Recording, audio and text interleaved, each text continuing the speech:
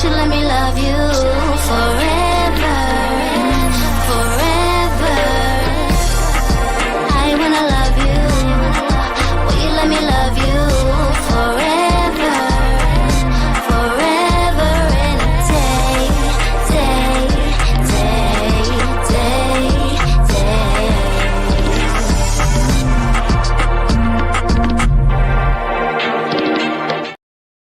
Happy Monday! Happy Monday to you and you and you and you.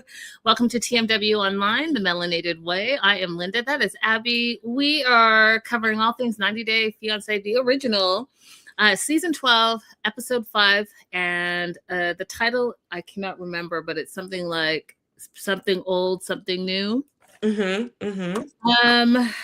Listen, you guys, I have so many thoughts, and it's only episode 5 right now that we're covering. And what were your overall thoughts of this episode? This episode could have been called Welcome to America. Confrontations that need not be. Yeah, and I don't know, you guys. I think we should start putting some predictions in, because these couples, I just don't know. Are they going to go the whole way? Let's talk about it as we cover each couple. Okay. Oslo. All right. So we start off with Edward and Marissa. And your thoughts on Edward and Marissa? Are they going to make it, or are they going to not make it?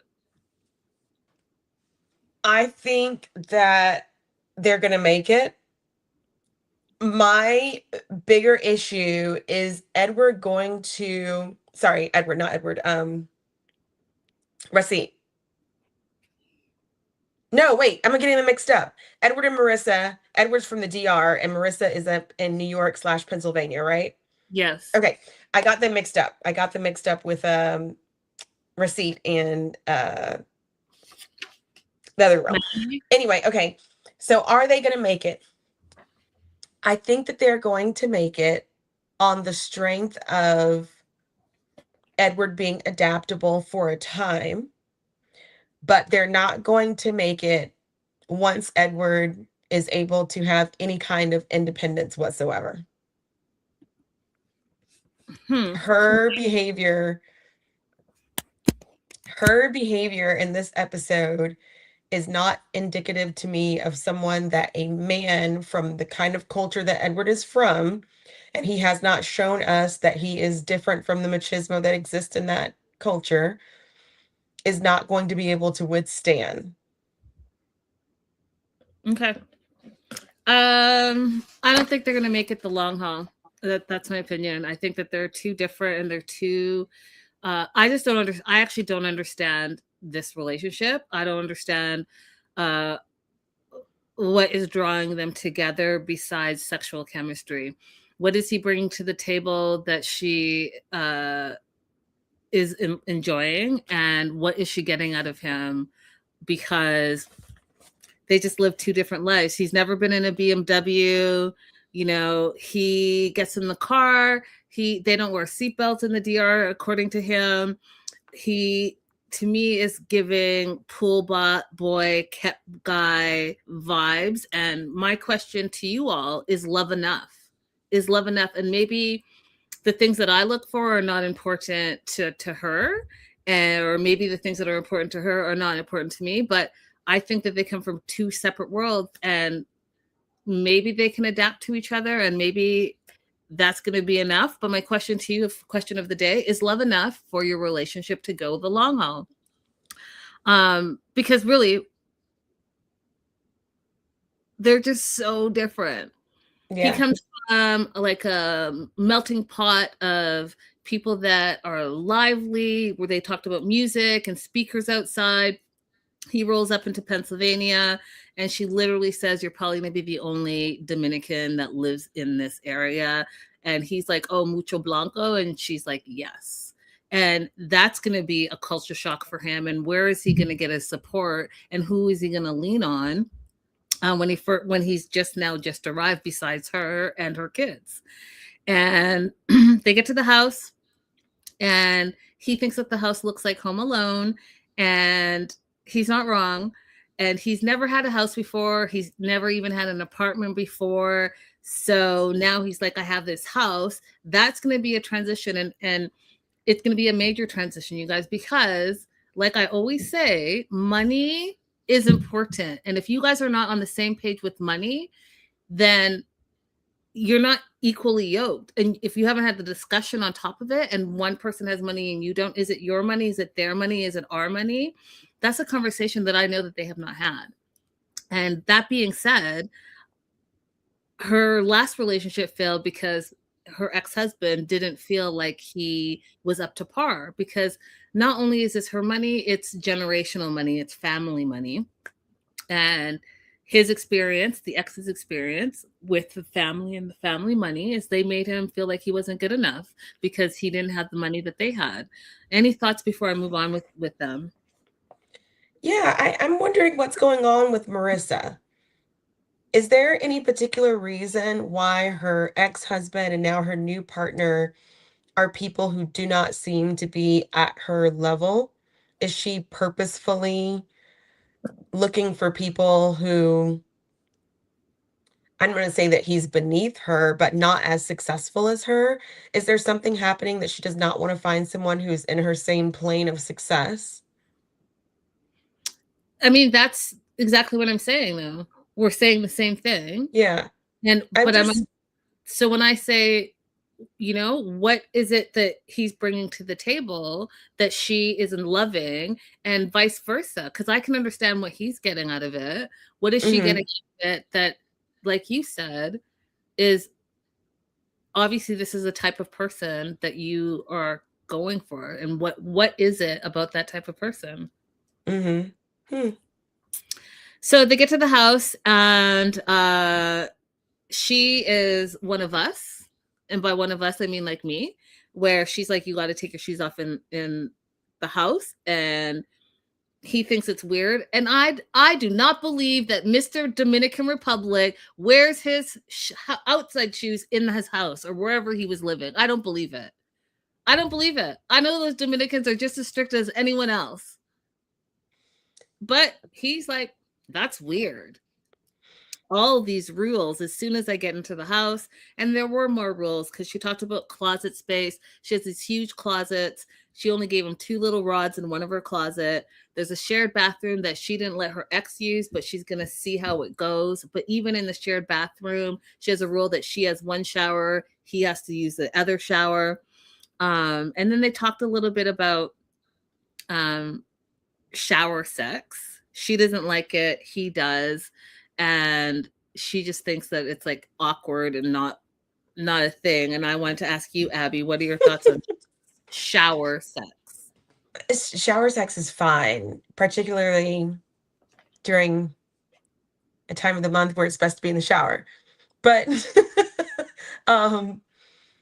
she seems very rigid right now. Maybe it's just because like she's trying to introduce him to the house, but like, can we just walk around without having the rules for a moment? Because this is like it makes her seem really rigid. The vibe that I got is that she's a CEO and she likes things a specific way, and part of, I think, that organizational mindset of entrepreneurs and CEOs is having, this is how I like it, and this is how it gets done, and this is how it moves forward. But yeah, that was my opinion. It just feels really harsh though, right? All at once. I mean, I don't get that vibe, and I think it's because he's just from a different background. So how would he know? So she's trying to teach him as she goes. And like, when would she tell him? If he's already there a week, I would be like, well, why didn't you say this in the beginning? You're now just telling me. I wrote in my notes that the way that she's giving him all these rules right now feels really harsh, but I don't know how to fix it. I feel like maybe just a little tour around the house first, and then, okay, now let me tell you how I like some things, but let me just walk you around first. I don't know. It just feels really harsh, but maybe it's just me. I don't know. Hey, Lori. Oh, I don't know. So she's taking around the house. So one of the things that I thought was interesting that just goes into all the things I'm seeing about this couple is, you know, in 2026, it's not called the master bedroom anymore. And I just need you guys to know that. And there's a whole American segregation, slavery story behind it. And if you want to look it up, you can. But they're called primary bedrooms now. But throughout everywhere else in the world, they're called principal bedrooms. And I just want you guys to know that. It's a fun fact, and maybe start using that. Sounds way better.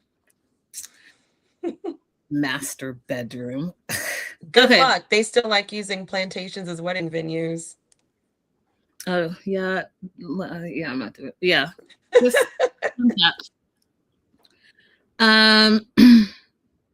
so they get settled, he showers, and they're getting ready for their first night together.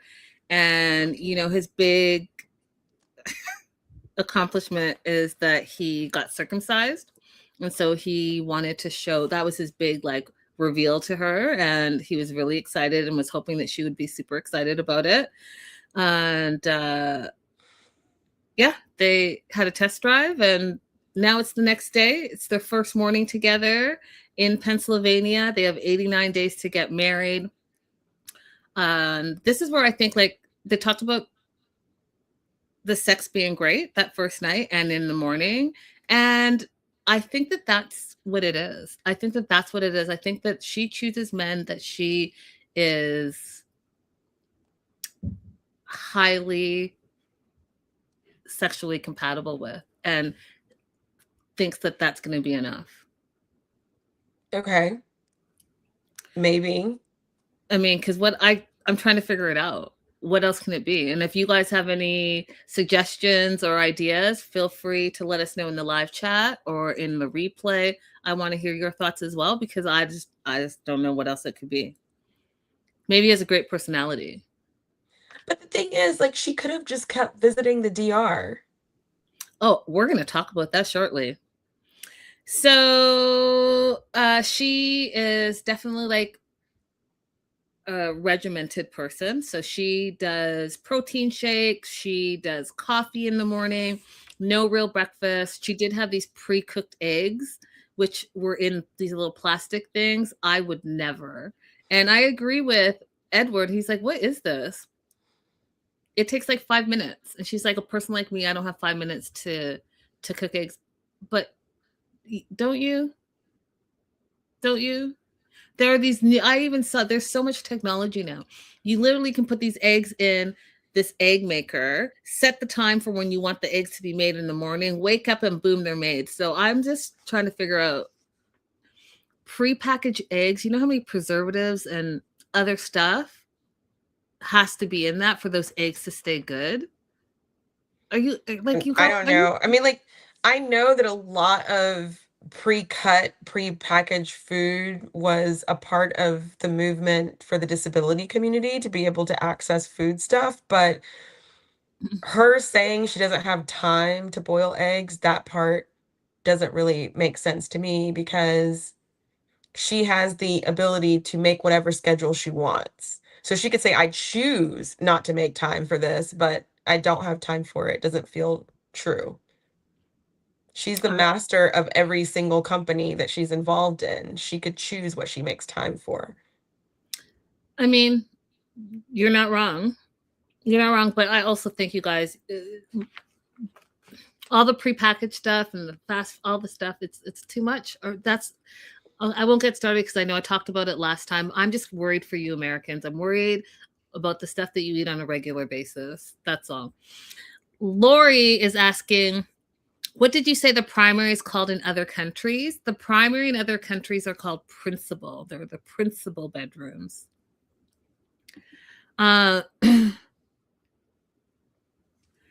So they have the eggs. They have these cold eggs. He's like, yeah, no, this is weird.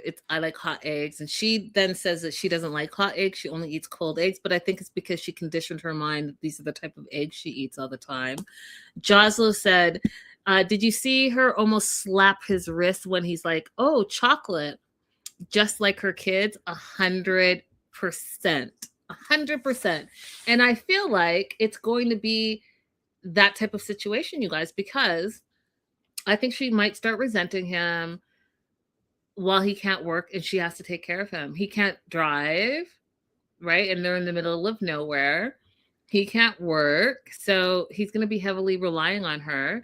And I do think that maybe we answered our own question, Abby. Maybe it's the power dynamic.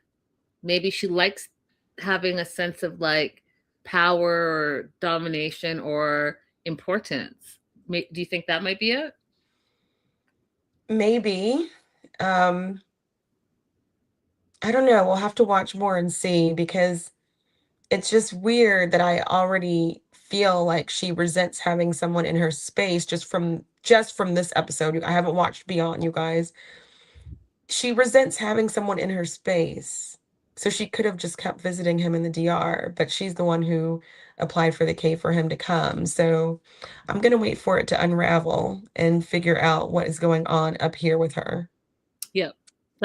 I second that motion. So he's excited about the little things, the tapping the sink and the water comes out, and just like tapping it again or motioning and then the water comes out. Little things that he has never seen before was really tickling him. And I thought that that was kind of adorable, because to see someone experience things first time is always interesting to me. And then this is where the power control goes into place. And just like Jocelyn said, it's almost like she's treating him as her third child. So she's like, okay, I want to show you how to make a bed. And she's very specific on how she likes to make her bed, and, you know, corners tucked, no lines, the whole 9 yards. And he's like, this feels really like a military, like I've joined the military. And he's like, vacation Marissa is way more chill and way more relaxed. And this is not the same woman that I've known on all these vacations that I've gone on. It's feeling more like a president and her secretary. And then he says, I'd rather be on vacation again versus this real life. And then I said, how many times do Abby and I have to tell you to leave your vacay bay on vacay? I don't understand how. You have the money. It's not like you've been doing it for a few years. Go have your fun, get out whatever you need to get out, and come back and do it as often as you want, because you have the means to do it.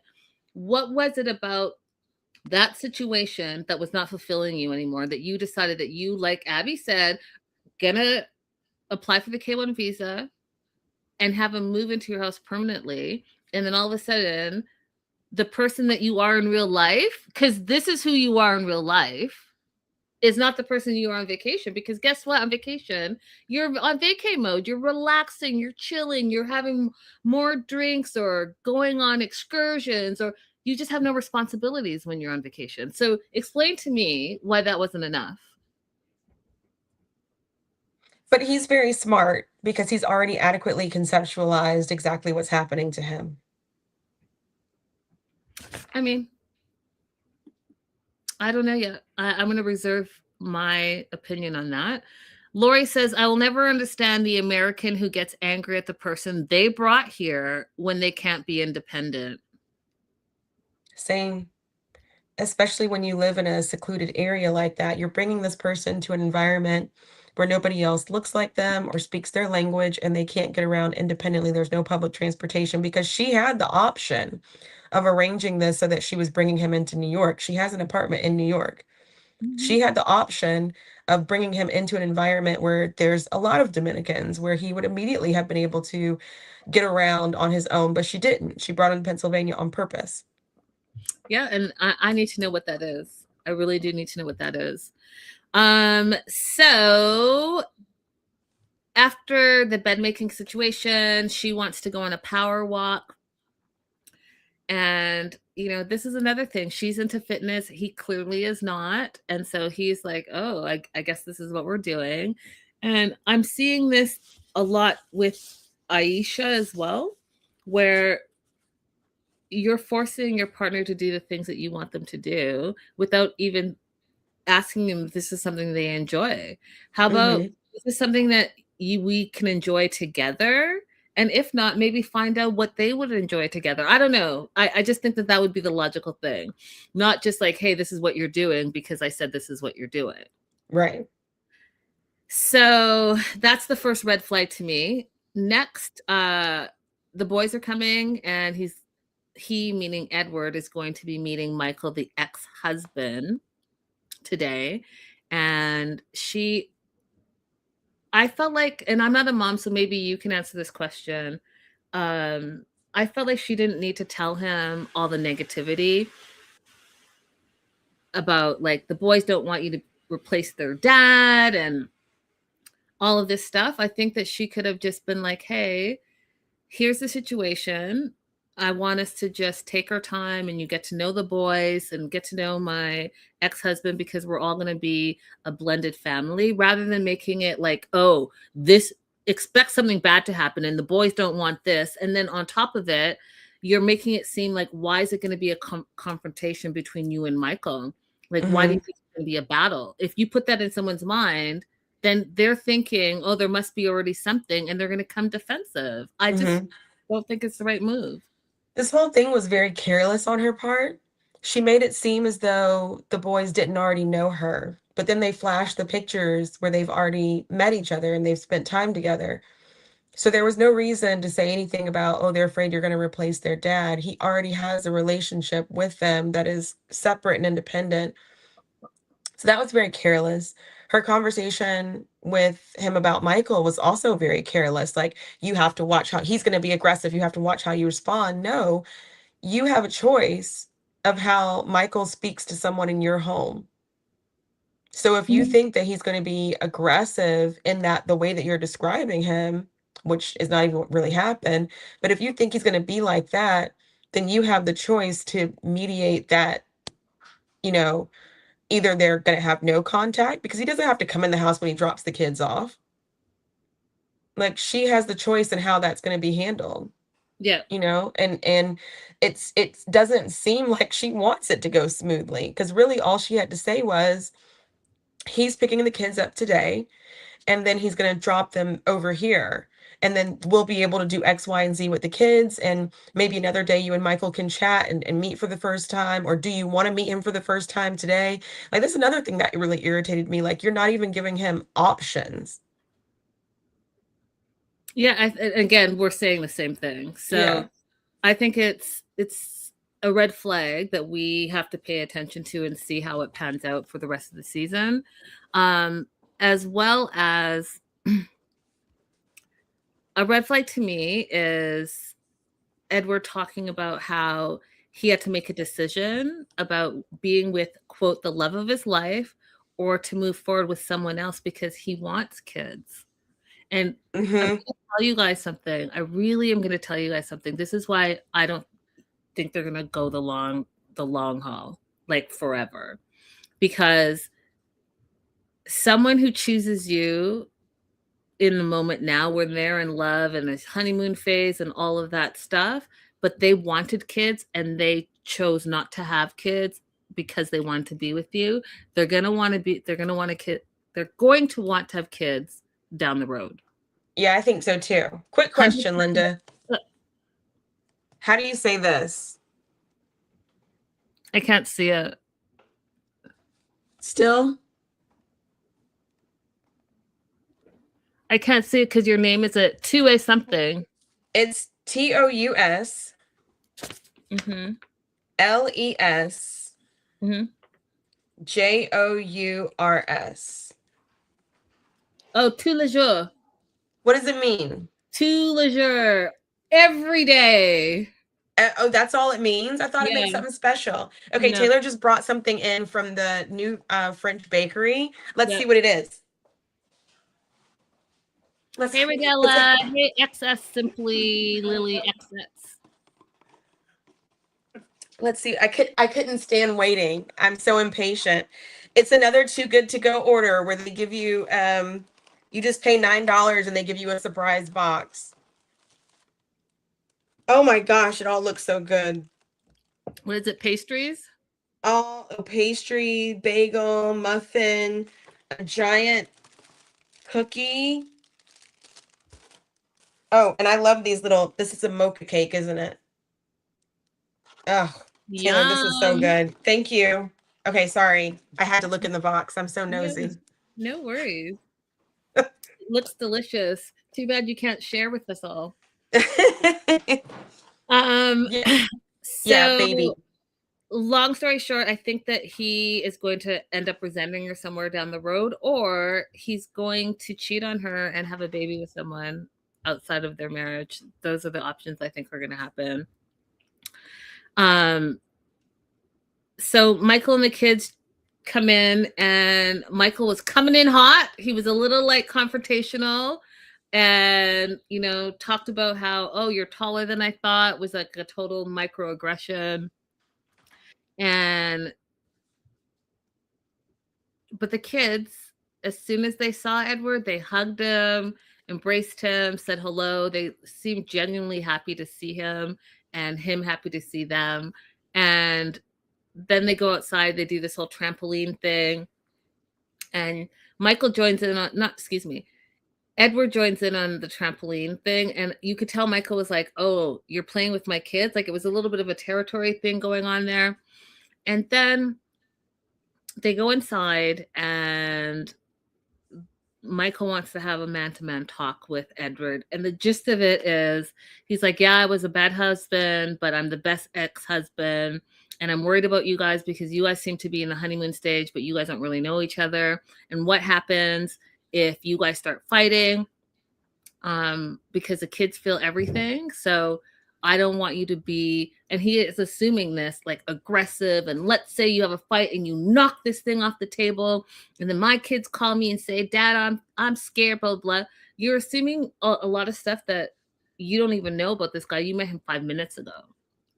So that tells me, is that maybe something that you did and your aggression, and you're now thinking that everyone is like that because you're like that? Because oftentimes people, that's what people do. They project their stuff onto you. You didn't take 5 minutes to say who he is, get a feel of his personality or anything. So he ends that whole conversation by saying, I'm a fighter. And Edward took it chill. He didn't get aggressive back. He was like, okay. He's like, I'm not intimidated, though. He tells the camera that and us that he's not intimidated. And like I said, Edward's like, he doesn't know me. He doesn't know if I can fight or not fight. He doesn't know anything about me. I do like how he answered him. He said, I'm not aggressive, and especially with women. So this is not something that would happen. And looked him dead in his eyes, because that read to me like, you might be that aggressive person, and you might be aggressive with women, but I surely am not. So then Michael kind of took that in, and he said, well, and the other thing is, her parents are wealthy. I never felt good enough. Again, projecting your thing onto him. And so, be careful of that, because that's what the parents do. They see that you don't have what they have, and you don't have the money that they have, and they make you feel less than. What were your thoughts? The end part of what Michael said was very revealing and maybe helpful to Edward going in to decide how he wants to have that conversation. But there was also a little small thing that happened earlier that bothered me about Marissa. When Edward was jumping with the kids in the trampoline, she was kind of like making fun of him, making a joke of him with Michael. Like, oh, Edward, get out of there. Like, oh, laughing a little bit at him. And I don't like when people laugh at their partner with other people. If everybody's not in on the joke, I don't care for it. Yeah. No, I agree with you. Do you want to add anything else before we move on to Razit and Mallory? No, let's go to Razit and Mallory. That's who I had on my mind when we first started talking today. So yes, let's go to Razit and Mallory. Razit and Mallory, Alabama. Do you think they're going to make it or not make it? Okay, so what I was saying earlier is I think they're going to make it, but the more interesting question to me is Razit going to come out of it being a person who is still proud of his culture and his country, or is he going to become a self-hating person? I'm sorry, you said you do think they're going to make it. I do think they're going to make it, but I don't know how Receipt is going to come out of it, because I've met a lot of immigrants who become self-hating because of the environment that they're in. So is he going to make it out of this environment, or is he going to be able to stand up and still be proud of himself and practice his own culture and beliefs and religion, or is he going to try and appease these people? Mm. I'm on the fence with this. And I'm actually a little fearful for Receipt, but I also think that he comes with a very strong opinion of masculinity and what a male's role is in relationships. So I'm on the fence. I don't know if they're going to make it or not. So Brandon pops in to pick up his dog camera or whatever that it was, and Receipt automatically has an attitude. He's annoyed. He just doesn't believe that exes can be friends. Literally says, F Brandon. Now, Brandon originally came in with no ill will. You saw him. He was like greeting Receipt, shakes his hand.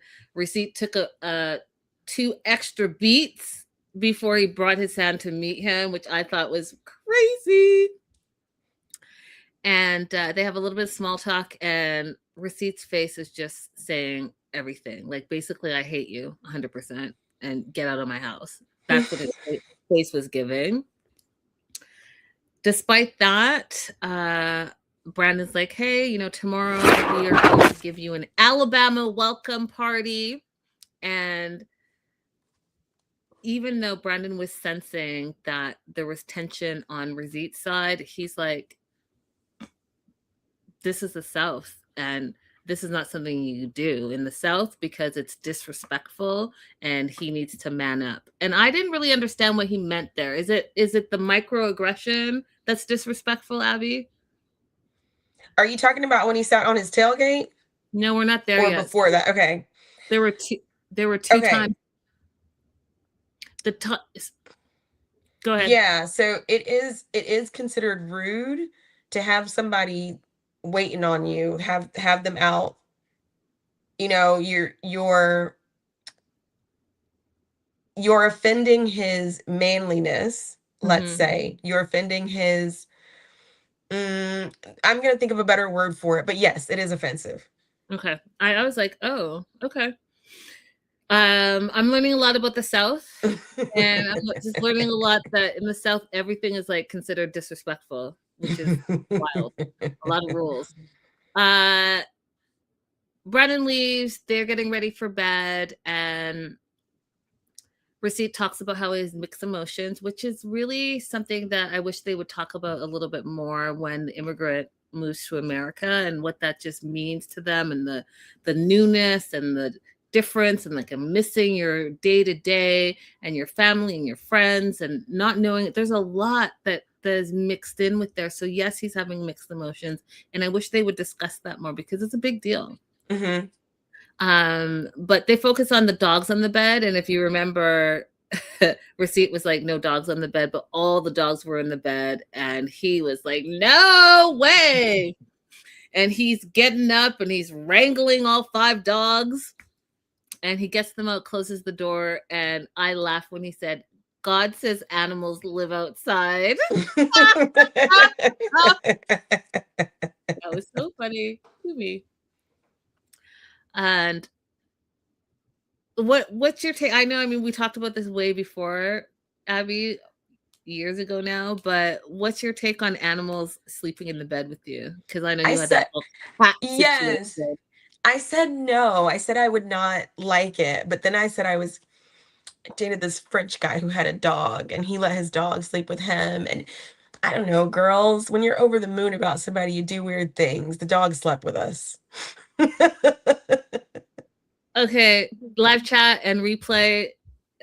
I'd like to know your opinion on it. Do dogs or cats or any animals any of your fur babies, do they get to sleep in the bed with you?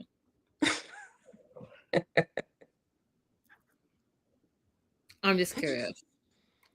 It's a no for me. We know Linda's gonna say no. It's a Can no you for ever me. imagine? Could you ever imagine yourself being like so head over heels for someone that you're in the bliss of the relationship and the dog comes padding in the room and it doesn't bother you that they're in there? Can I imagine that? Mm-hmm. I mean, I can imagine it because it's make believe. Yes. But like, I just, okay. And you guys, I love dogs. I want to have a dog when I have a big house and the whole thing, but I just want to know do you guys wipe their paws down after they go outside and after they like lick their butts and all that stuff? And they're walking on the dirty cement that everyone spits on and poops on and all of that stuff. And on the grass that's on that. So do you just let them jump in the bed just like that? Or do you like wipe them down? Like, how does that work? And then the clean sheets, you guys are all in there, because that's the same level as your outside clothes in the bed. So I'm just trying to. I mean, that's worse than outside clothes on the bed, because outside clothes, you're not rolling around on the pavement. I'm just asking you guys. Yeah, but I don't know. I'm asking you. This was an inside dog, but I don't know, like, in general, what people do. Lori says we let the cats on the beds, but not the dogs. And Joslo says rather a dog than a man at this point. Hey, Joslo. Hey, you said a word. Oh, Joslo says my Chihuahua gets his teeth cleaned and his body washed every night at bedtime. Smart. He has his own bedtime routine, and you have your bedtime routine. Yeah. Okay. Well, those are all fair. Whatever works for you. I'm just saying. For me, I would have questions. Okay, so he, meaning Rizzi, wants to talk about seeing Brandon and how his head was exploding. And one of the things that I did not like about Mallory is that she minimized his wanting to discuss and communicate how he was feeling, because he's like, this is my house and I don't want him to call you.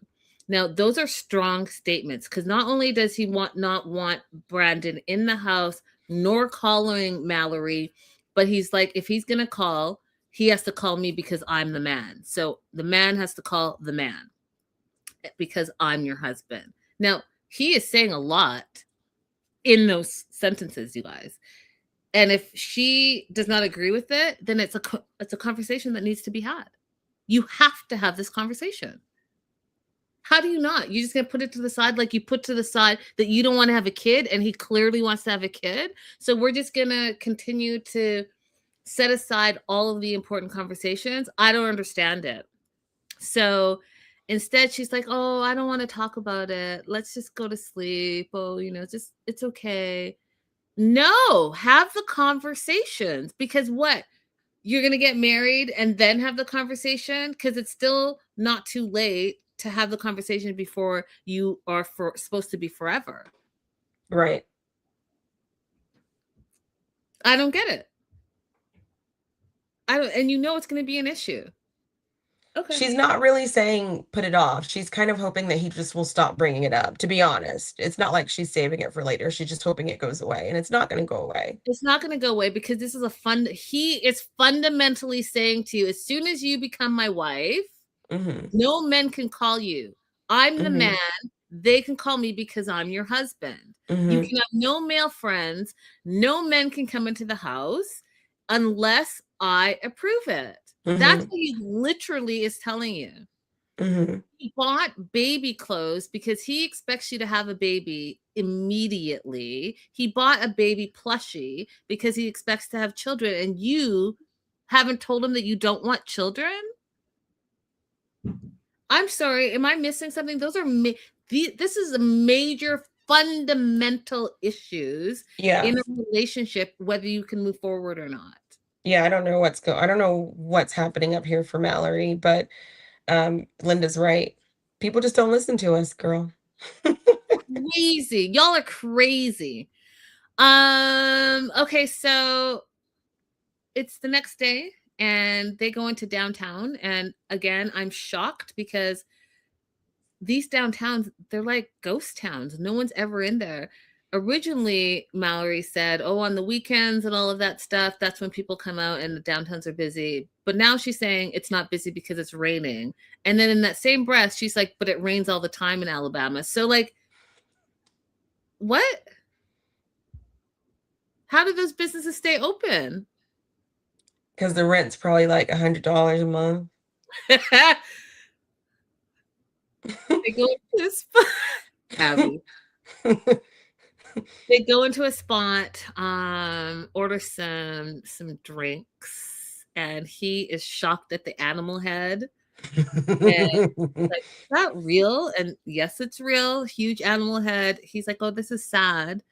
And basically, they both say a good hunter would waste nothing. And I don't know enough about gaming, and I just know like there's a certain subset of individuals that like to go hunting just for the hunting and the taxidermy of it all. Do you know anything about this? And is it a South thing? Yeah, it's very Southern. All my uncles were hunters, and we ate rabbit and coon and all that. So uh you can take the animal and you can eat every part of the animal, and you can still take it to the taxidermies and they'll fill in the eyes and stuff for you. So just because you see a head mounted doesn't mean that they didn't eat all of the meat and organs, because the taxidermist can make it look like that. Mm-hmm. But the only thing I would say that Southern people don't typically do, that maybe people in other places do, is Southern people don't always use the hides. Mm-hmm. So like using the hides to become clothing or carpeting or something like that, that doesn't always happen. But I know in other places they will use all those parts of Yeah. the animal as well. Okay. Interesting. Good to know.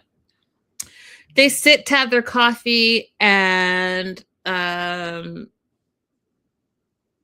this is where things kind of get interesting, and we should have explored this more because it's a whole thing, and in America specifically. But Mallory explains to him how some people said some not nice things about him because he's from a Muslim country. They said that he is a terrorist, and they said some mean things about him and his family. And she was upset about it, and she starts crying because she's like, these people are small-minded and ignorant to judging people. And she said, these are her words, they're ignorant, they're backwoods, they're uneducated MFs. And she doesn't want any part of it. And she wants to uninvite them. So she asked her friend to uninvite them. Now, what are your thoughts, Abby, before I go on? What are your thoughts? I'm not impressed. I don't care. You were friends with them before you met Receipt, and you had no problem with what they were saying before you met Receipt.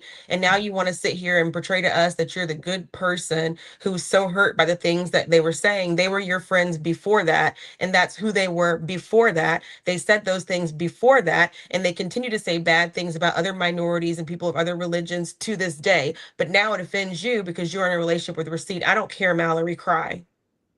That's exactly what I was going to say. I was going to say exactly what I was going to say. You now care because it's affecting you directly because you chose one of these quote unquote terrorists to be your husband. But you didn't say anything before. It was all fun and games until now it affects you. And it's unfortunate that a lot of people are that way. A lot of people are that way. Unless it affects them directly, they don't care. And I'm sorry, but that is not how you become an ally. And that is not how racism works. You just can't ignore it until it affects you directly. All right. So they arrive to this party, the Welcome to Alabama party, and I'm just gonna throw up some of the things that were there. So they arrive and it's raining. They're in this covered outside patio, and the first thing that Razit does is he starts praying because it looks crazy. So it's a patio. They have the red cups. They are chanting USA, USA, USA. They are talking about Roll Tide, which I don't know what that is. They are calling it a white trash bash and welcome to the South. And apparently, I didn't know until they actually said it's a theme party. So they went over and above and beyond to what the stereotypical South is supposed to look like. So they had like the bandana with the mullet hair. They were doing shotgun beers where they put a hole in the beer can and do it like a shooter.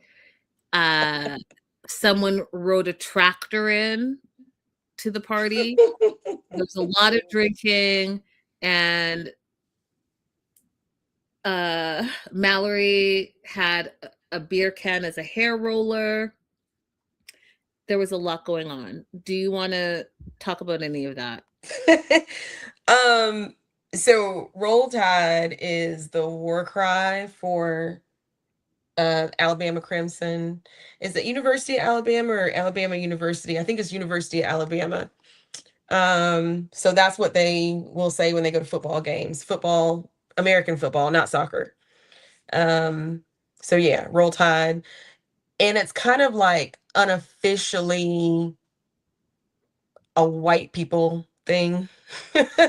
I mean, it is the university chant, but you'll hear it outside of university football events as well, But as what like does a it rallying. mean? It just means go University of Alabama? Yeah. Oh. And there are people who are, if you have never been in the South for a football game, that is an experience you need to have while you're in the United States, because we're very serious about our football. Somebody on TikTok was asking how come we aren't talking about the World Cup. And the response was like, we care about high school athletics more than the World Cup. We do. I mean, listen, some of y'all didn't even know you guys have an American football team, soccer team. You guys did not know that. You guys I was just one of thought those people. Look, I thought we were just hosting. When that's somebody was like, oh, that's what I keep seeing. that was Yeah. me. Wow. Somebody was like, how explaining like all the ways in which our team is deficient and we're not going to win. And I was watching the whole video like, I know we had a team. What is our mascot? What's our name? I have no clue. That's crazy. Lori says, I'm in Colorado and lived in the mountains for a while. And there were definitely hunters that I knew who had taxidermy heads, but none of them had them in a bedroom. And Joslo says, Roz looked good in the mullet. He did, Joslo, actually. I do like how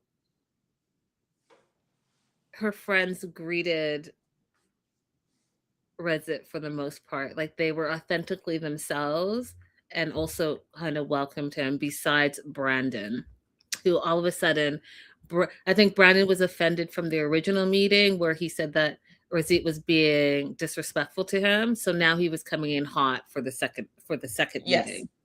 And so I don't know if this is a South thing, but I'm sidetracked for a second because I was like, I think it is.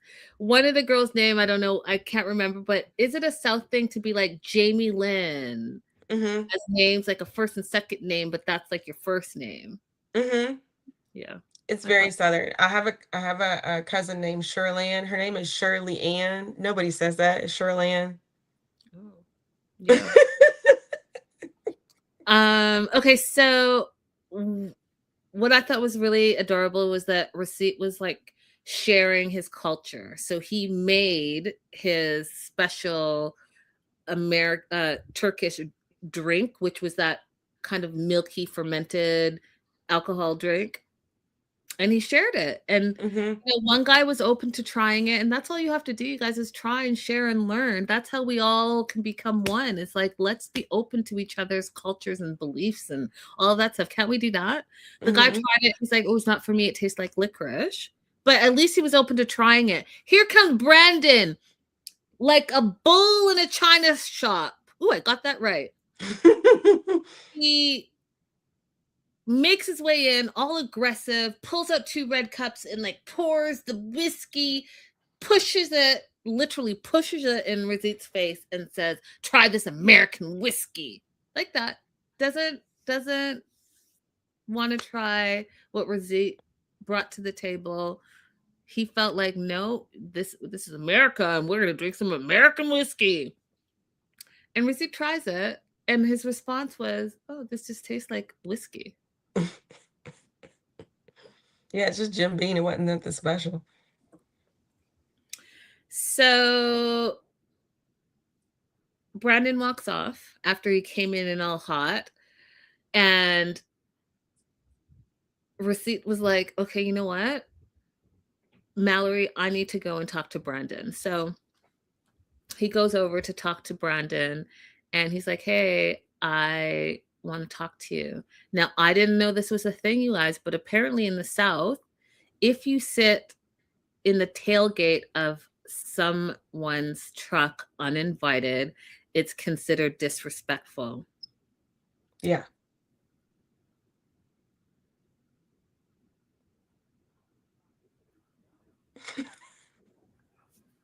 I mean, okay. But there's no way that he would know that. Like, I was looking at him like, not only was he sitting in the man's tailgate, he was like, he had his hands propped back and he had his legs kicked out. I'm like, he's just.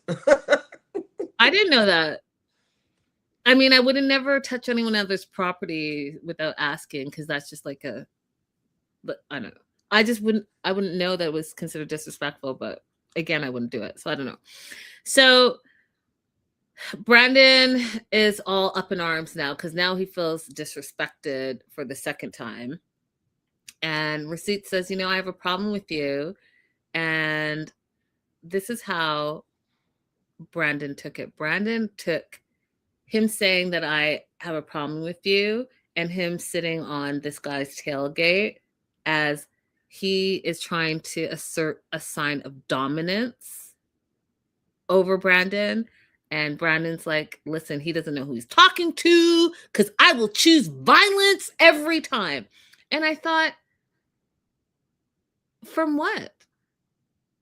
This guy's communicating how he's feeling. He is brand new here. He doesn't know the rules of the South. But you want to choose violence, and you want to go there because you already feel disrespected for the rules that he doesn't even know about, because he's not from there. He's literally from a whole other country. This is this is the problem. Why be aggressive? Thoughts, Abby, before I move on? Yeah, I mean, like, obviously Brandon is wrong, but we had a conversation about this before. Like, I don't think that people really understand how violent Americans just are inherently. And like, when you see people out of the country who are trying to pickpocket Americans and they fight back, Europeans are always taken aback by that. We're not well. We're unhinged over here. Okay? We're not doing well. We want problems always. Like, you're not going to see a video of an American, you know, that often walking away from a fight. And so he doesn't know what he's done. Razit doesn't know that he's done something that's incredibly offensive and disrespectful. And Brandon doesn't have the worldly experience to know and be able to say, this guy doesn't know what he's doing right here in front of me. This didn't have to go like this. Razit is also making this an issue. It didn't have to go like this, because I've had relationships where I knew the guy first, and then as they start dating someone and get engaged and get married, I eventually become the woman's friend. It happens all the time. It happens naturally if you let it. But the way that Razit is acting, he's not allowing the friendship to transfer to him. That's right. That's right. I'll tell you something, you guys. Fun fact. I even became friends with the girl, and when they broke up, we stayed friends because Same. that person was trash. Same. Well, not trash, but you know, a breakup did happen. And I'm still friends with that girl who my friendship transferred to. And she allowed it. You know, in the beginning, she was suspicious of our relationship, but she allowed it. Now I love her. Yeah. Same. And we both got rid of a trash individual because he. Okay. Moving on to Aisha. Aisha. I learned to say her name because I listened to what the mom said and I rewound it to be like, hey, is that what she's saying? So it's Aisha. And I phonetically wrote it out so that I will remember. Okay. Okay. Aisha and Maxwell, are they going to make it or they're not? No. They absolutely are not. I agree with you. They should not even be together. And one of the things that I'm loving, I'm jumping ahead a little bit, but all the stereotypes that you guys have about Nigerians, I want you to really pay attention to how this story is playing out and who's doing what in this situation. It's very, very important for you to see what is really going on. Yeah. Can I say the reason I think they're not going to work out? Absolutely. I think it's Aisha's fault. I don't think that she is even seeing him as a person. She's seeing him as a project. That is right. And also, too, I feel like she is one of those people that are like, just insert husband here. I don't care who it is, insert husband here. And because she feels like she's put in so much work thus far, as well as she is, bringing God into it, and God told her this is her husband, which, again, we've talked about the things that she says God has said. And if you have a prophetess friend, as well as you said in your words that you're a visionary, then I just feel like you should know how this plays out. Okay. So she's going to Nigeria, and her friend Brianna is driving them to the airport. And by them, I mean her and her mom, because her mom is going to go as well, just in case, she decides to get married. The mom wants to be a part of that. The friend is skeptical, as any proper friend should be. She's like, I'm skeptical because you don't know him. You got engaged to someone you met in a week. You haven't seen this guy in months, but you're going to get married to him. I agree. And here's where, okay, they haven't seen each other in 8 months. And Brianna's like, well, what happened, right? You got denied the K-1 visa. Does that follow you along? Which is a great question, Abby. All these questions I'm going to post to you. Does that follow you along? Second is, the reason for the denial is fraud. Like, how do you overcome fraud? That's the second question. The third question is, Aisha thinks that she has 2 options. And I'm trying to figure out why she thinks that, because the lawyer that she spoke to gave her clear one option. But she thinks that she's going to go there and she has option 1 to refile the K-1 visa so that they have more time to spend together, which in and of itself is crazy to me, because Abby and I have discussed this over and over. The K-1 90 days is not for you to get to know each other. It's for you to plan your wedding. And then the fourth question is, so it's a part 2. Why does she think she can refile for a K-1 visa when she has to get the marital, the C2 visa or whatever it is? That's the option she has. All right, so let's go through all of these. Will it follow her that there has been a prior K denial? Possibly. It depends on the reason why the K was denied. So, for example, if the K was denied because they didn't believe that it was a genuine relationship, but then you're able to show that you've made more visits with each other, you've met more of each other's family, you've taken some other trips together, you're able to show more of a genuine, long-lasting relationship, then yeah, you can overcome that. An example of this that we saw was the K visa between Michael and Angela was originally denied. And then they decided to get married in Nigeria, and then the spousal visa was approved. So that K denial did not prevent them from having an approved spousal visa, right? How can you overcome fraud? Well, it depends on what the misrepresentation or fraud was. So, for example, if you have someone who previously applied for a visitor's visa and they listed themselves as married, but then they turned around and applied for a K visa, well, you can either admit that you never were married in the first place, or it was only a traditional marriage, or you can get divorced, right? So you can't overcome depending on what it is, and if you know what it is, because the State Department doesn't always tell you why your visa is being denied. Okay. Aisha said that there are two options: do a new K or do marriage. So she didn't listen to a single solitary word that that man said when she went to that attorney's office. That attorney gave her direct, straightforward answers with no fluff, and she walked out of there saying, well, he's not going to help me. I have to just pray to God that God's, and then she decided what her two options were. So she wasn't willing to listen, and I've noticed that with her. Even when she was talking to her friend at the duck pond, she makes up what she wants somebody to have said and then calls it a prophecy. Well, she asked her friend, should I go and visit Michael? Should I go and visit Maxwell? Should I go and see him? And the friend says, that might be a good idea. Well, my prophet friend says, I got to go to Nigeria and I got to visit him. Like, she just makes stuff up.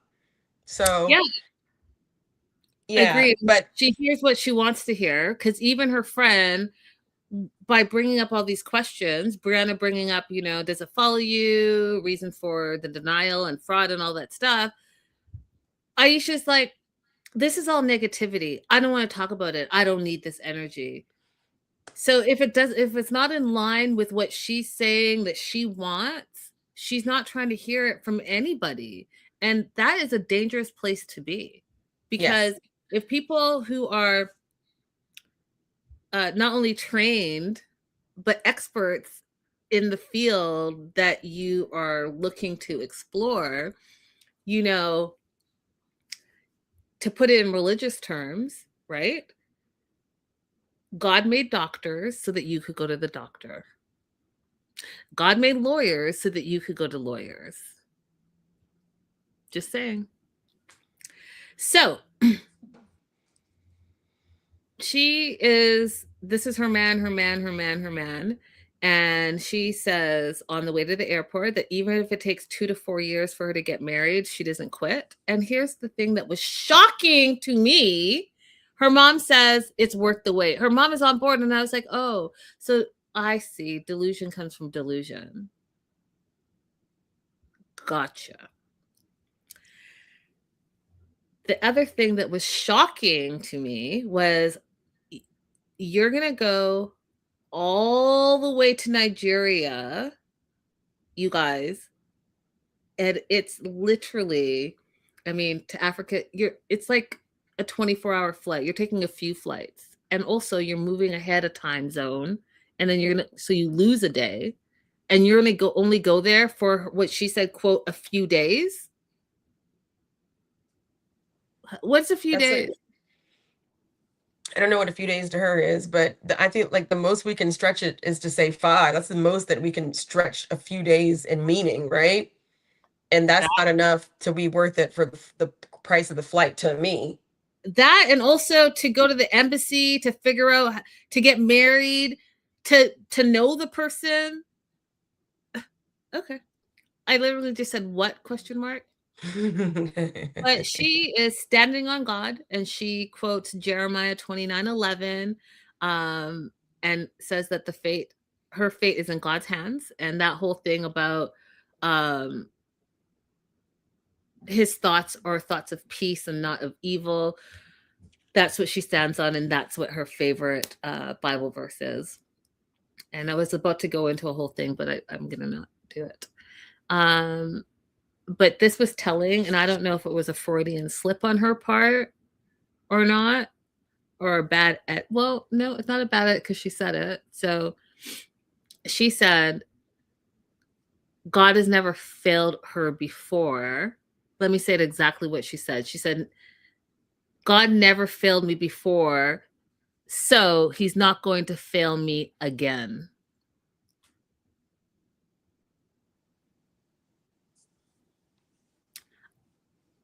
I'm just going to leave that with you guys. You can say what you want to say, figure it out for yourself. But that right there to me was some type of Freudian slip for someone who is so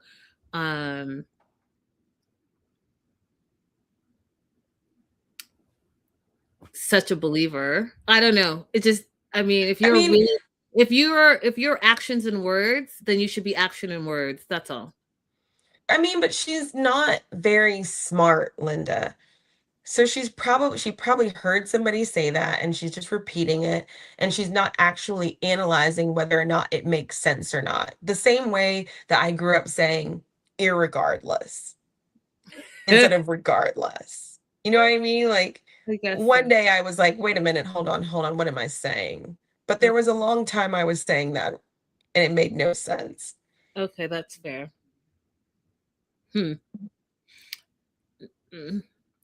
Now, here's the thing that is so interesting to me because she is very set in her ways and she believes what she wants to believe and hears what she wants to hear. She is talking about her mom and she says her mom complains a lot and her mom is like, there's only one way to do anything. And if it's not that way, then it's not the right way.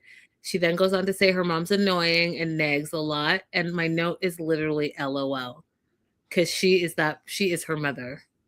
And she does not see that she's her mother. Mm-hmm. Mm-hmm. Then we meet Maxwell, who's 28, and I don't know why I didn't know that there was a 10-year age gap between them. I guess I just didn't remember. From Aqua, Nigeria. And we meet Clement and Maria, his mom and dad. And the first thing I wanted you guys to notice, because you guys, some people have not been able to see a full scope of Africa. And this Nigeria specifically wanted you to take a look at how beautiful their home is. Beautiful, huge homes, because it is just like any other major city where they actually are not living in huts and all the things that you guys think that Africans are living in. So that's the first thing I wanted to point out. And then we meet Maxwell and he talks about how he finds Aisha pushy for what she wants. She is always constantly picking at him.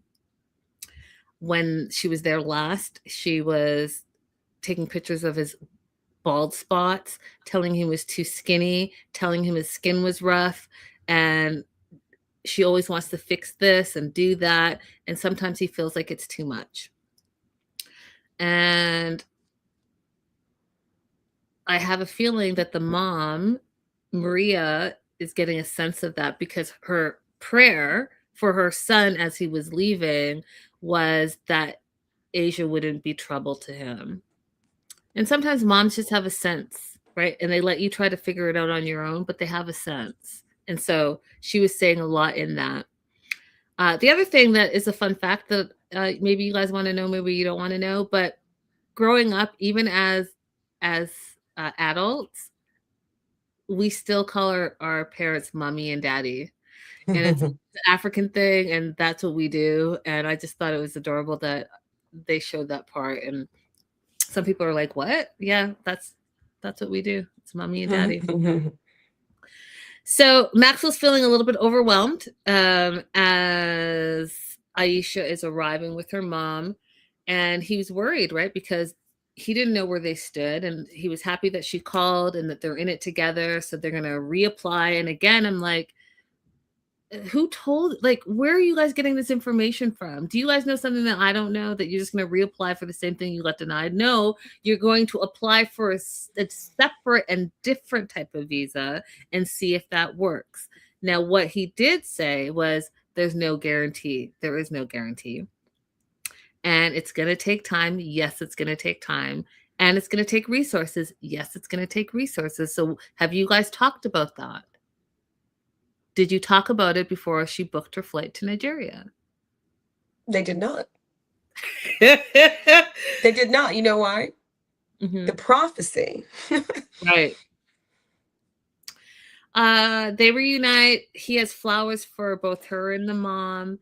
And the thing that I'm just going to tell you guys that just completely pissed me off is that she judged him immediately. She's like, oh, your skin is looking a little better. Looks like the, what was it that he had? Laser. A chemical peel. Chemical peel worked. You've put on a little bit weight. You look better. So these are the results that, quote, we want. Now, I got to tell you something, you guys. Okay. I just don't understand these judgy 2x4s, because if the tables were turned and we were doing this to her, because she's not perfect. None of us are. But if I was like a catty person, which I feel like that's how she's coming across, because she keeps just judging this guy, I could read her for filth. There are some things like your synthetic wig that you might want to change. And I could go on.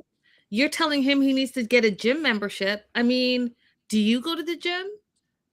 I mean, I could go on. I'm just saying, like, I don't think that feels good. I don't think it feels good. And I don't think that that's your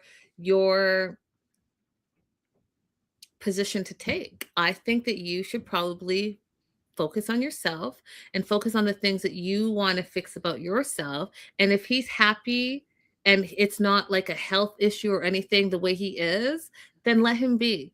If he says, hey, I want to make these changes, then you can support that. But for you to tell him, to degrade him, like taking pictures of bald spots, I mean, I'm just going to say this. Go ahead and take your wig off and let's talk about some bald spots. Rude. It's really extremely rude. I agree.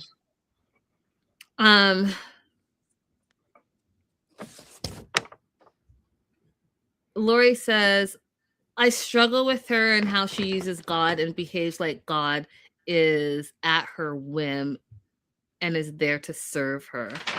You're right. I mean, I struggle with her too, because as a Christian, I just don't, the things that she says and believes,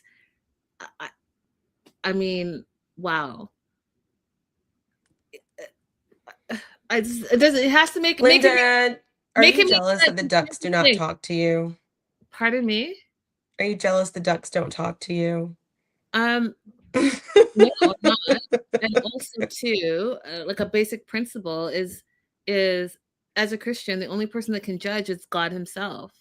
So you judging your fiance and nitpicking is mind-blowing, but then on the same breath saying that you're a Christian, like I don't get it. Nothing, honestly, like nothing about her really is congruent. Like nothing like adds up, nothing makes sense altogether. And I think the foundation of all of that is that she's just not a very smart person, because you could be smart and be religious, but it would require you to have some level of introspection. I mean, I am both those things. Maybe not humble in this moment, but I mean, you don't have to be humble. I'm just saying, like you can, yeah. You can be smart. Like you can reason your way through theology. You can. Well, but I'm saying, here's what I'm saying. I'm saying, make sure you understand what you're talking about before you're talking about it.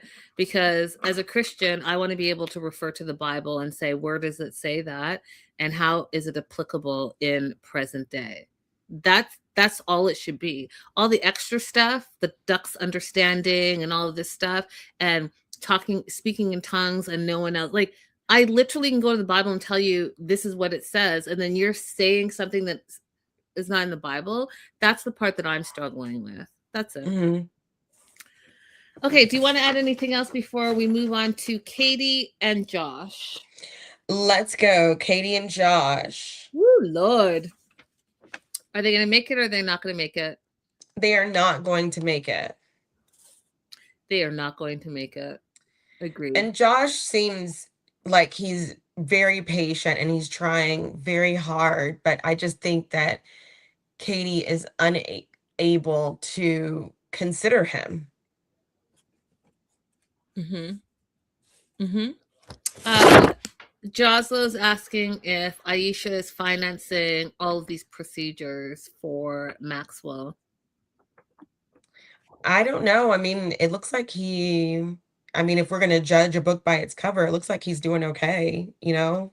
Yeah. It doesn't look like he needs money from her, but we did see her pack some body care things that she's taking over there. But, I was offended by that, Jaws. I don't remember if I said it and when we talked about it, but Nigeria is very ahead of the game on beauty products, especially products that are for black skin. So the fact that she was like, I have to take all this stuff because he doesn't have it was ridiculous to me. But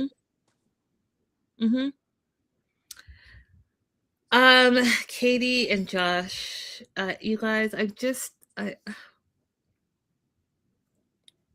I just say something? Like, I just want to get ahead a little. There's no way she thought that dang on bed was big enough for both of them grown people. Is that what you're taking away? Because I can't get past the nasty, disgusting. You could smell that mattress and it stains through the TV. Yeah. That's what I couldn't get past. Ew. Yes, that was absolutely a problem. No. I can't believe he got in it. Y'all just put some sheets on and just jumped in. Did you check to see if there might be bed bugs in that nasty thing that looks like it should be in the trash? Oh no. See, look, oh no. I would just sleep on the floor. Just sleep on the floor. Because that was tiny and disgusting. And also, like, doesn't that if I saw that someone had no problem living like that, it would make me question their hygiene in general. Like, I can't eat anything that you ever cook because now I can't trust that you wash your hands. You think it's okay to sleep on that. So now I don't know if you wash your butt. Exactly. That, and you're sticking your tongue down every random person's throat on a regular basis weekly. Like, ew. This girl has no fear of bacteria. You didn't want your fiance to come and see your storage because your filth and it's filthy. Like, there's so many problems, but we're jumping ahead. So they're moving out of the hotel to the new apartment. Katie is feeling pressured and she says time crunches trigger her OCD. And she explains how she melted. I didn't even know how these went together. So if someone can explain it to me, thanks. She melted her Brita water filter on the stove one night because she was drunk and she forgot about it. So, like, were you making coffee in a pot and then you put the filter in the pot? Because then the filter doesn't a coffee pot and not a pot itself. And like, why is it on the stove? I had questions. But she almost burnt herself down because she was drunk. And again, I think Katie's an alcoholic. I think she's an alcoholic, and she's at the point that she's a functioning alcoholic, if you could say that, and she doesn't acknowledge it. And so she acknowledges her OCD and all the other things that are going on with her, but not that the actual catalyst and trigger is the alcohol. If you weren't blackout drunk, if you weren't drinking all the time, would you have the same effect?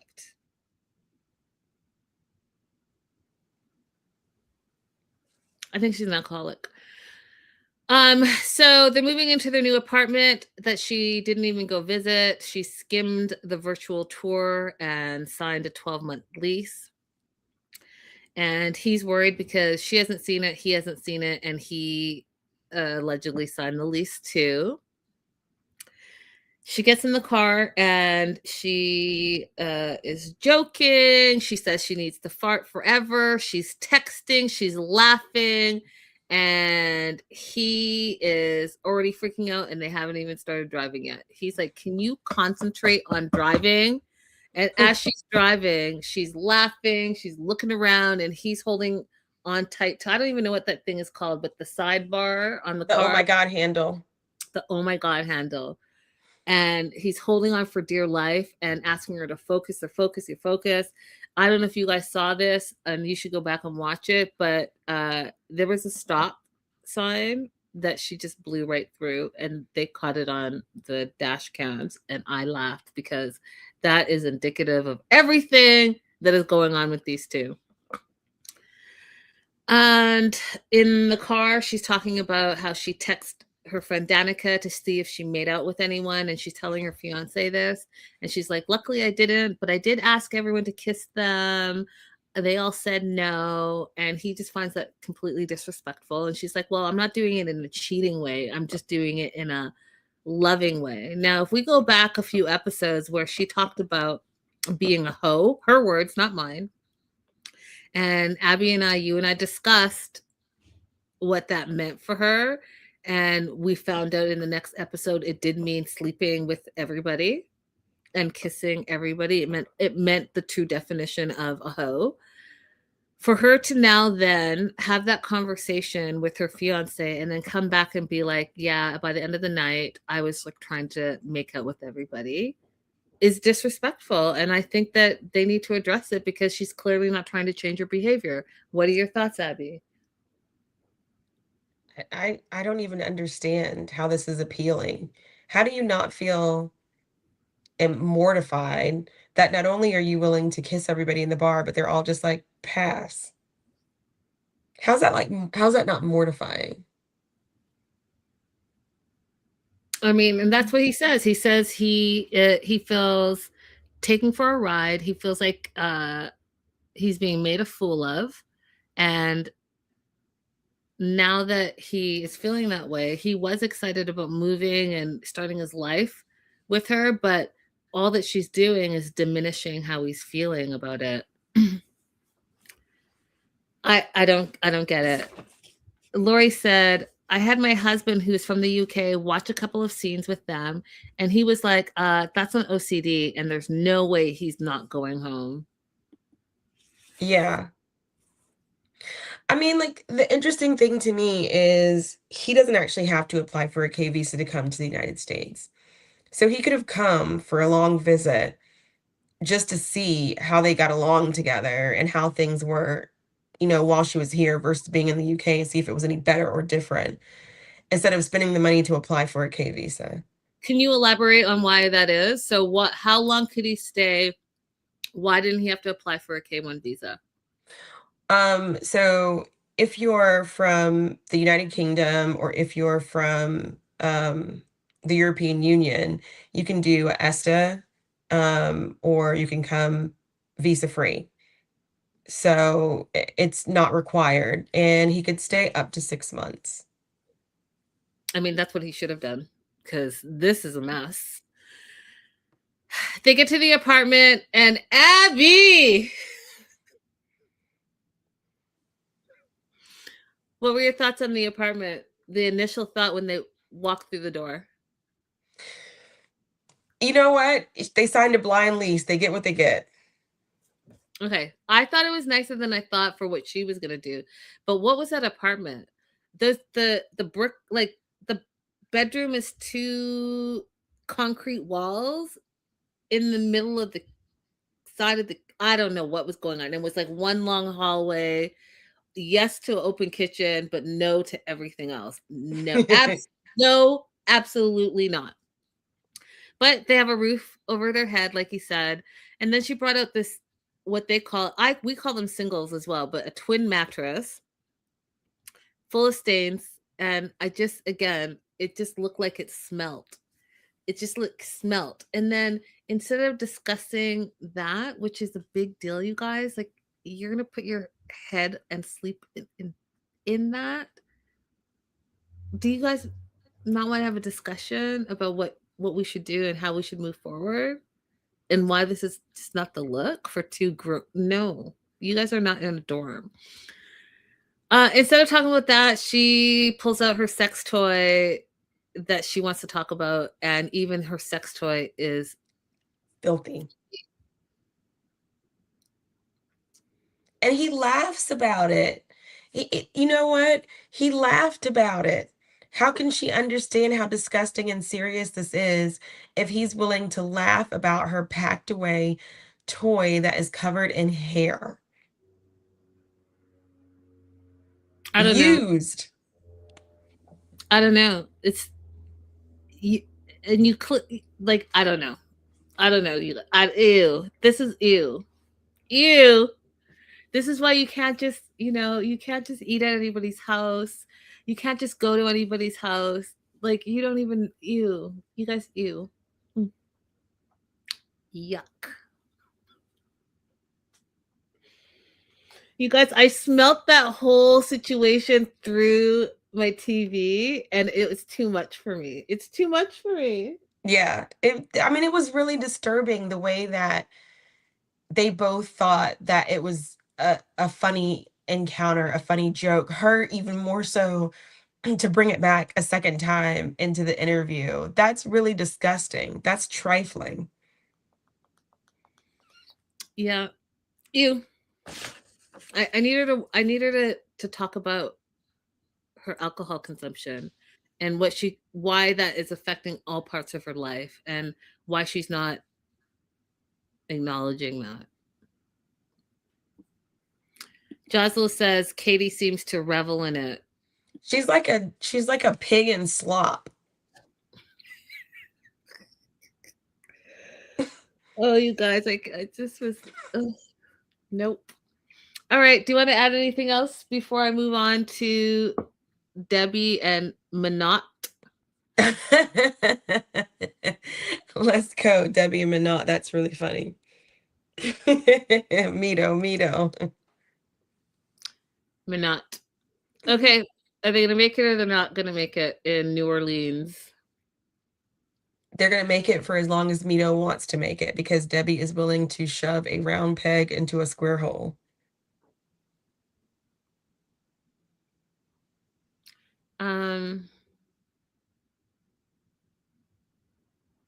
Yeah, again, I don't know. I don't know if they're gonna make it. What I will say is this, like, I don't get it. She is successful, she's beautiful, she's got a great family and all the things, and I just don't get it. I don't get it. And he's terrible. He's a terrible individual. And off the bat, I'm going to tell you that I don't like him. So it also will affect how I review this and talk about it because I just think he's terrible. And FYI, I should have said that in the beginning as well. Actually, no, because I'm going to give him the benefit of the doubt. I just don't like this guy right now. I don't like he talks to people. I don't like how he's 41. He's not 21. He's 41. First of all, what have you been doing? You're 41 and it's you guys, it's never too late to chase your dreams. I'm not saying that. Chase your dreams. It's never too late to start anything anew. You're never too old, all of that. But that being said, have a better attitude. And like, what were you doing? Because you're not going to be doing anything and all you're focusing on is your dream, but you're not focusing it for yourself. You're making Debbie be your minion in order for you to achieve your dream when you can achieve your dream on your own. That's the part I don't like. Okay. Yeah. And we can see it in this episode. In the last episode, I was just like, he's not lying to her. She's the one who is moving forward with this. But in this episode, we do see him employ some manipulation tactics. Oh, all of it. Oh, don't like him. Lori says, why is Debbie disrespecting herself like this? And that she can't stand him, but it's based on his behavior. Joslo has a spoiler alert, alleged spoiler alert that I won't put up on the screen just in case you don't want to be spoiled, but you can go back to the live chat replay and check it out. Okay, so they both didn't sleep well because, they had the fight in the moving truck the night before. And he was acting like a big old baby and having a temper tantrum. And so he went to bed. He didn't even help unpack the new apartment that she is paying for, that they all get to live rent-free. So they need to have a conversation. And one of the things that's irritating her is that he refuses to communicate. And one of the things that I'm trying to tell you is, how do you have a healthy, happy relationship long-term if you can't communicate with your partner? Because what does that look like? And if he refuses to communicate, especially when you are disagreeing, again, what is that going to look like? Because here's what's happened.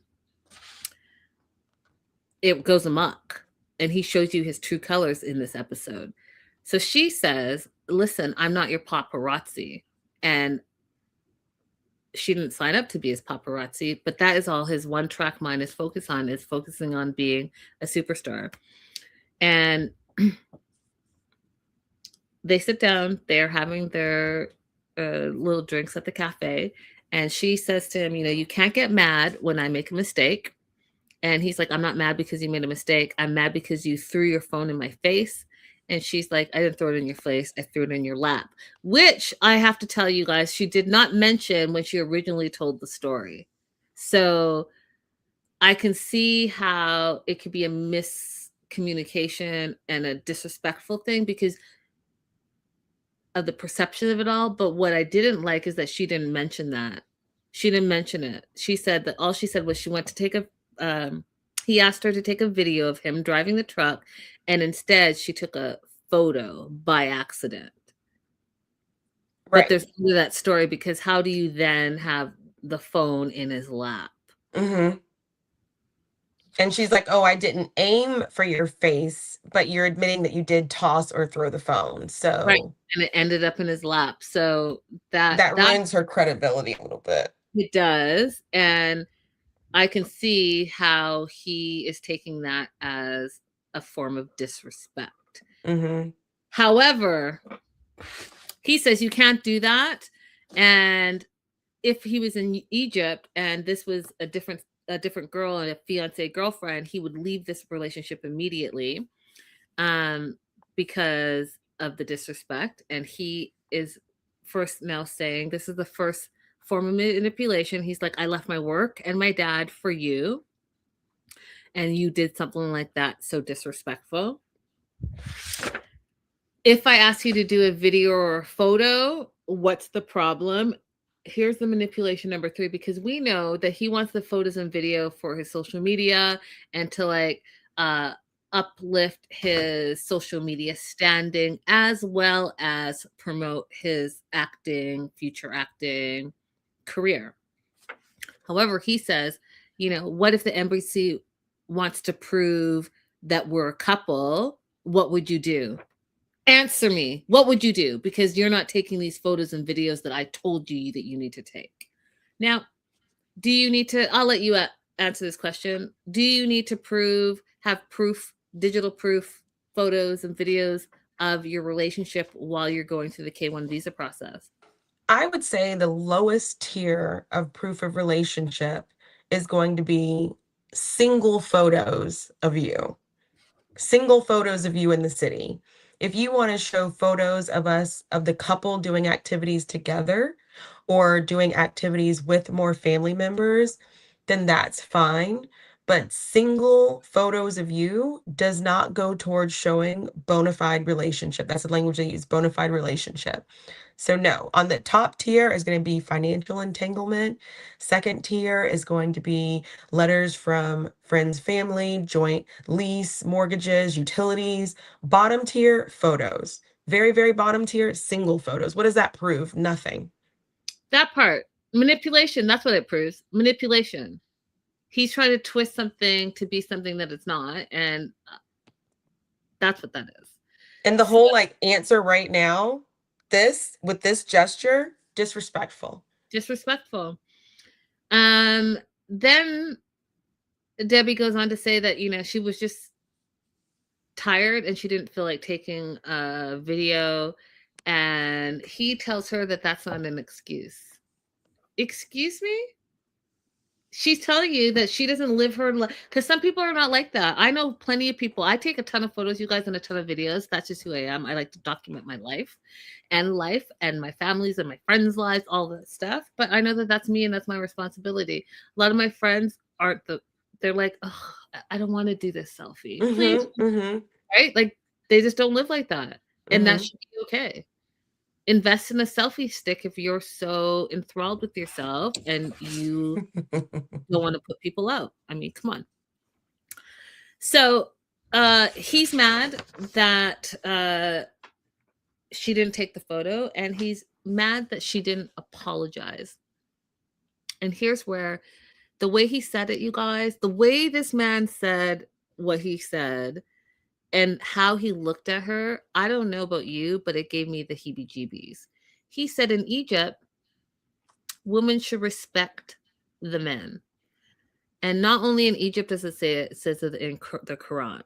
And then he goes on to, and he's basically saying the man comes before a woman and you never disrespect the man. Then he goes on to say that Debbie has been without a man for 20 years. So he uses her personal vulnerable information against her, which is a red flag, and says, so I think that she needs to learn how to respect men. Excuse me? Excuse me? Excuse me? Mm-hmm. Are you offering to teach her? And what does that look like? Because this is a grown 55-year-old woman. I don't know. It sounded like a threat to me. I didn't like it at all. Scary. Red flags. Then, more red flags. He says, you can't have a temper with me or to me because I'll pack up and go home. And I said, so she can't have any feelings, but you can have a full-on baby temper tantrum, not use your words, and then be pointing your finger at her and basically say, you have to do whatever I say you have to do, and you have to do it when I say it. But she can't be upset about it or have feelings about it. Or you're going to pack up and go. You should pack up and go immediately. And Debbie, as a 55-year-old grown woman, having this 41-year-old baby talk to you crazy, you should have him go home. Why? What are you getting out of this? He doesn't know how to communicate. He clearly doesn't want to be with you. What are you getting out of this? Because it can't be desperation. It can't be that you're desperate. Can't be. She goes on to say, okay, excuse me. So he says, you can't have a temper with me. I'll pack up and go home. And this is the last time that you're going to make me mad. Oh. And if you get mad again, then what? Then what? Because this is reeking of pre-toxic,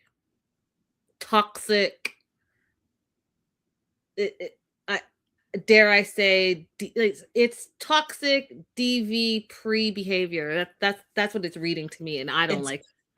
Yeah, I agree with you. He has very king baby behavior. He has behavior that would unfortunately provoke her into taking some action where she might be the one who's characterized as the aggressor. You know what I mean? Mm-hmm. Absolutely. And I do feel like we see a little bit of that in the clip for next episode, right? We don't know what it's about, but she seems like she's acting out of character. Mm-hmm. So then Debbie says, I don't know if you're going to understand this, but I'm going to try saying it to you and tell me if you understand. Those are her words. She says, I don't want to be your fan. I want to be your wife. And he knew exactly what she said and knew what she meant, but flipped it and said, you should support me and be happy because I have a dream.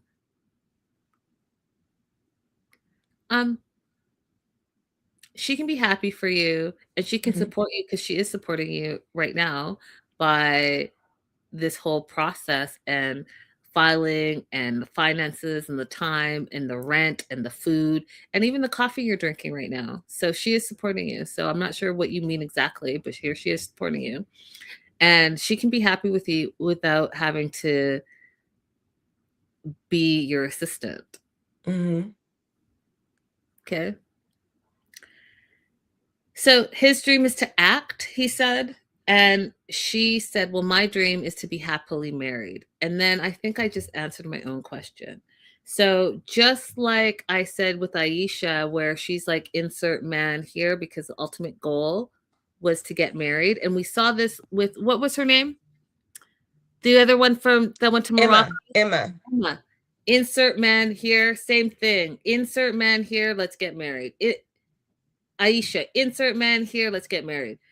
It's like round peg, square hole or whatever. You're just jabbing and jabbing and jabbing and forcing it in until it fits, even though it doesn't fit. Mm-hmm. I don't understand it. I don't know why some women are like that. And even some men are like that. I don't get it. Just so that you can say that you're married or you can say you're in a relationship. Because what else could it be? Because this right here is a hot mess. So instead of discussing and fixing the issue, because, you know, they didn't fix the issue. They're both still mad. She says that she wants her ring. What?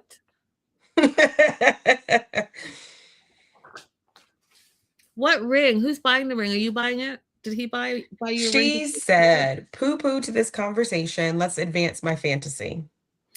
Right, you guys, and this delusion is what I don't understand. So we're not going to talk about not wanting a baby, wanting a baby. We're not going to talk about the traditional roles that a lot of these men on this season are taking seriously, like head of household things, no talking to men thing, no disrespecting thing. No, like, we're not going to talk about that at all and have a successful, happy, healthy relationship. It just make sense to me. Because I'll tell you what, you might be happier and healthier single on your own than going along with a bunch of stuff that you don't really want to do. I'm just saying, I don't get it.